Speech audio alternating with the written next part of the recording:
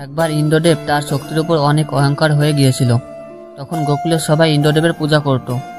একদিন এই কথা শুনে ভগবান শ্রীকৃষ্ণ তার পিতা নন্দরাজকে বললেন, আমরা ইন্দ্রদেবের পূজা করি কেন?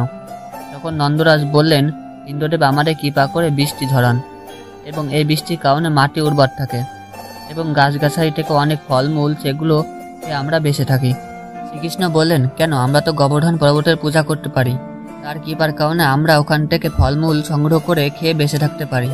শ্রীকৃষ্ণ এই কথা শুনে নন্দরাজ সিদ্ধান্ত নিলেন গোবর্ধন পর্বতের পূজা করা উচিত। তখন গ্রামের কয়েকজন বাধা দিলেন। কয়েকজন গোবর্ধন পর্বতের পূজা করতে লাগলো, কয়েকজন ইন্দ্রদেবের পূজা করতে লাগলো।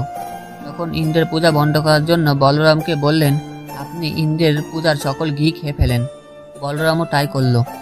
এদিকে ইন্দ্রদেবের পূজা যখন বন্ধ হয়ে গেল, ইন্দ্রদেব রেগে গোকুলের উপর ভারী বর্ষণ করতে লাগলেন এবং গোকুলের সব তছনছ হতে লাগলো। তখনই শ্রীকৃষ্ণকে সবাই দোষ দিতে লাগলো। তখন ভগবান শ্রীকৃষ্ণ ও গোবর্ধন পর্বতকে কেনে আঙ্গুলে তুলে নিলেন এবং তার নিচে সবাই আশ্রয় নিল। ইন্দ্রদেবে এই দেখে তার বর্ষণ বাড়িয়ে দিল এবং তাই দেখে ভগবান শ্রীকৃষ্ণ তাকে বাঁশি বাজাতে লাগলো। এই দেখে ইন্দ্রদেব বুঝতে পারলেন ইনি সাধারণ কেউ না। তখন ভগবান শ্রীকৃষ্ণের কাছে এসে ইন্দ্রদেব ক্ষমা চাইলেন। হরে কৃষ্ণ।